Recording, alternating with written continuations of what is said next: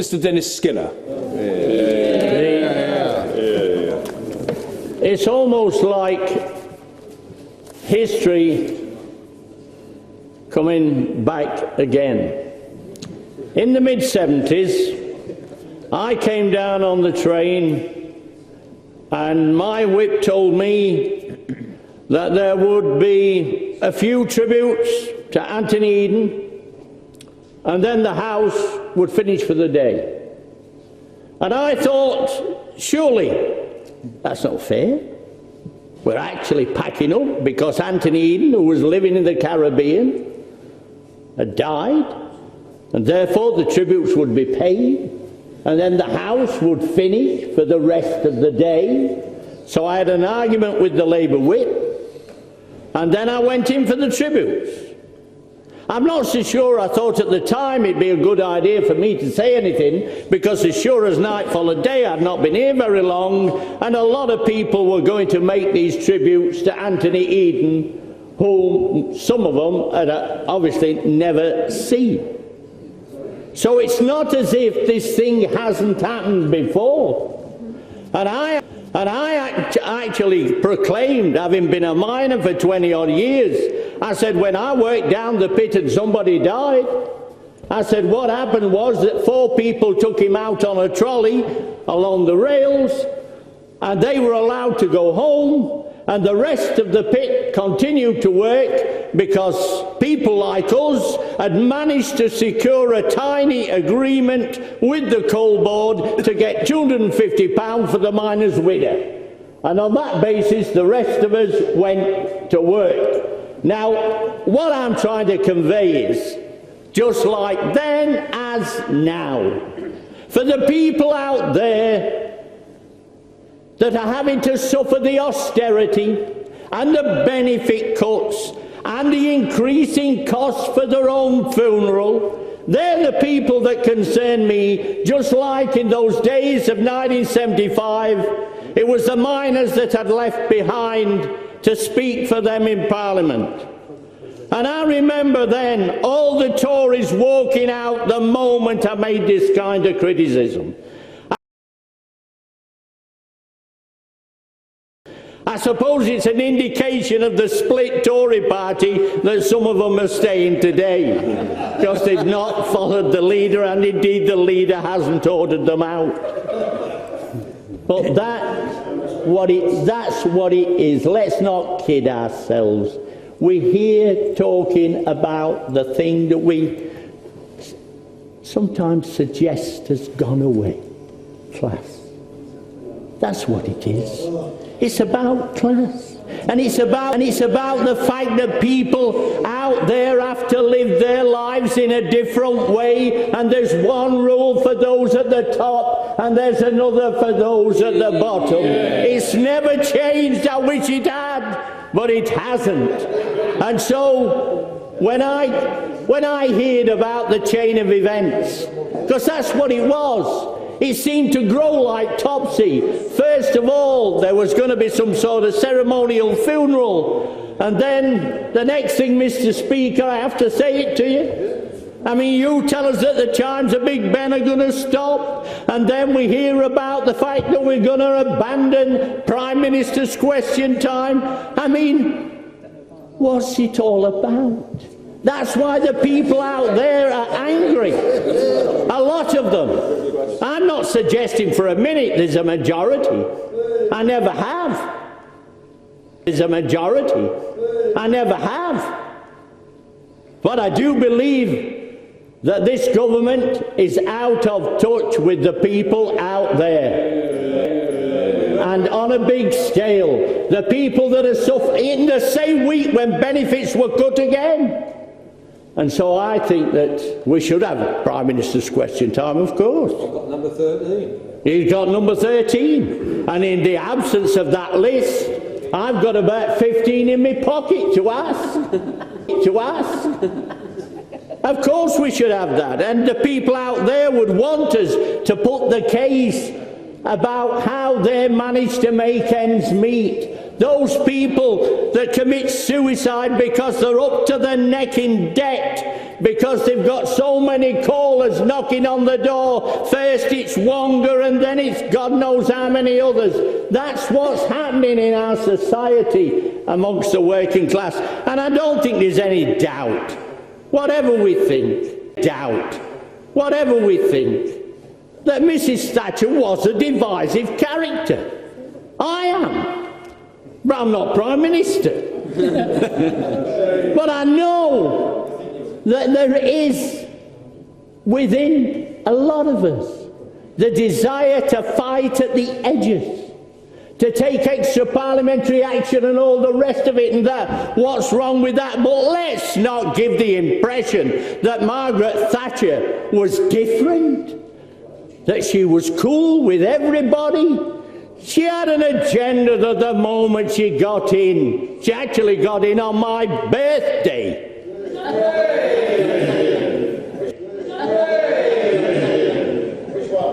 Way back. Yeah, I will. Yeah, give way. Thank you, Mr. Speaker.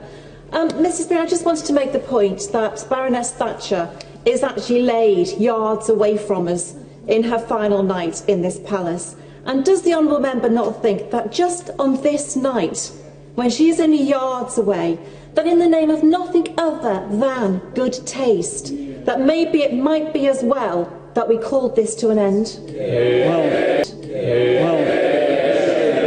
Well, I'm just making a statement about the fact that during the course of her parliamentary time, especially when she was Prime Minister, that she did, first of all, she was divisive in the sense that she got rid of all the wets so that then she can set about her agenda. And there's no question at all about that. I know that's got nothing to do with the question time being abandoned, Mr. Speaker. Just say to the honourable gentleman that a moment or two ago he was very much on the issue of Prime Minister's questions, and I know that he will wish to return to that. Mr. Dennis Skinner. Mr. Dennis Skinner.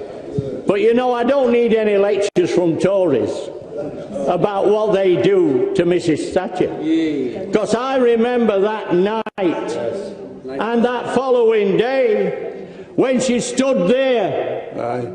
She had not had a night's sleep and she was making the final speech in Parliament.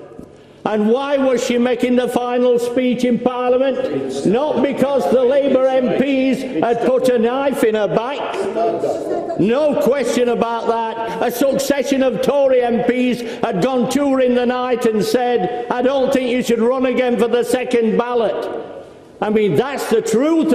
That's the truth of it. So whatever I'm saying here today does not compare to the fact that a woman who had won 3 elections in a row then suffered the indignity of being kicked out like a dog in the night by her own members of Parliament. That's the truth of it. And so whatever I say today is minimal as compared to that. So, yes, I'd like to have question time tomorrow, of course. And that's why I'd got a few prepared. So I'll ask the Leader of the House when he winds up, he might answer. One of them undoubtedly is to get rid of the bedroom tax. I also want to say to him, it wouldn't be a bad idea if we did something about agency workers. There's all this talk about immigration when the real problem in our society is the fact that now a majority of foreign people that come to this country are now being dictated to by agencies. And it's time we got rid of them.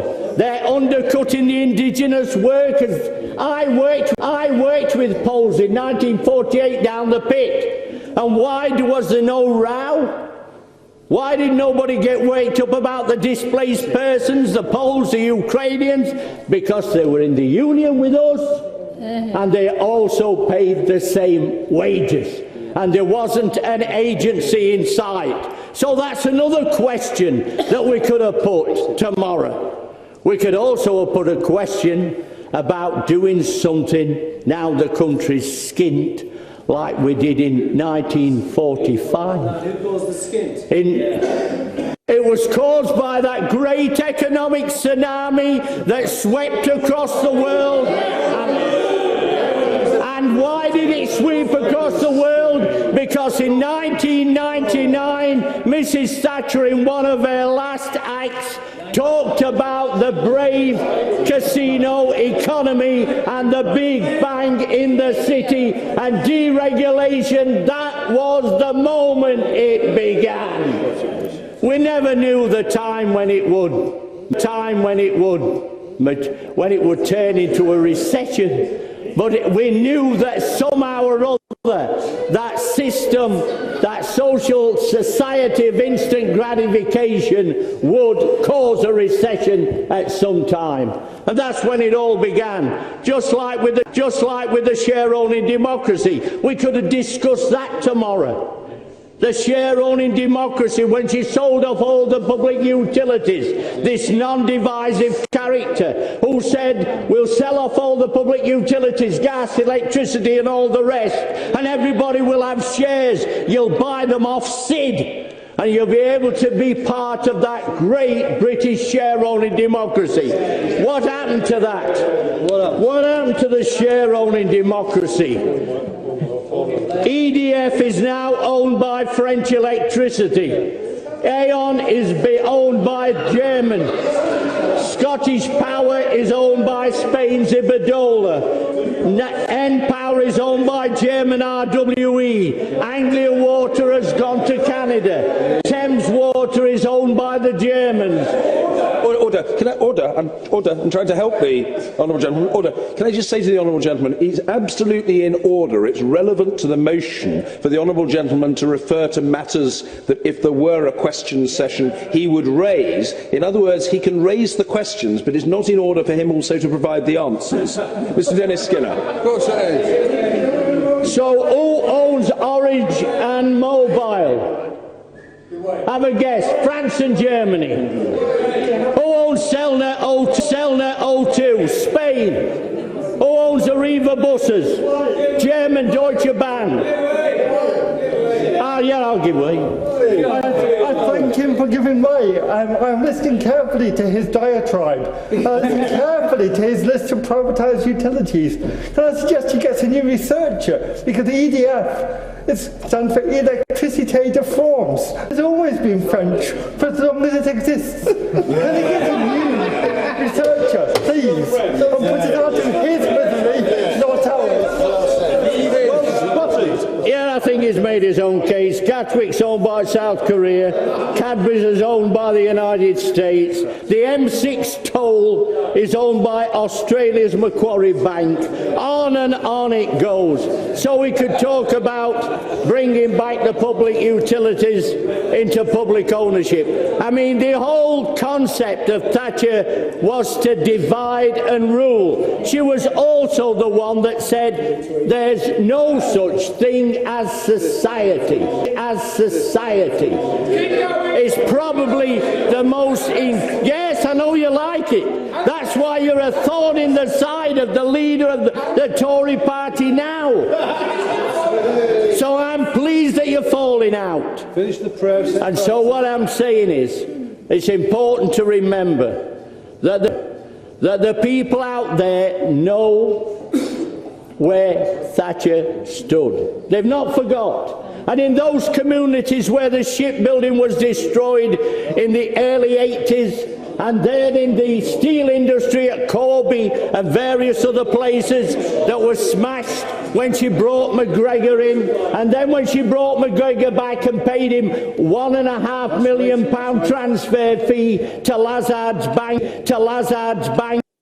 in order to shut, they said, about 20 or 30 pits. And what happened in practice?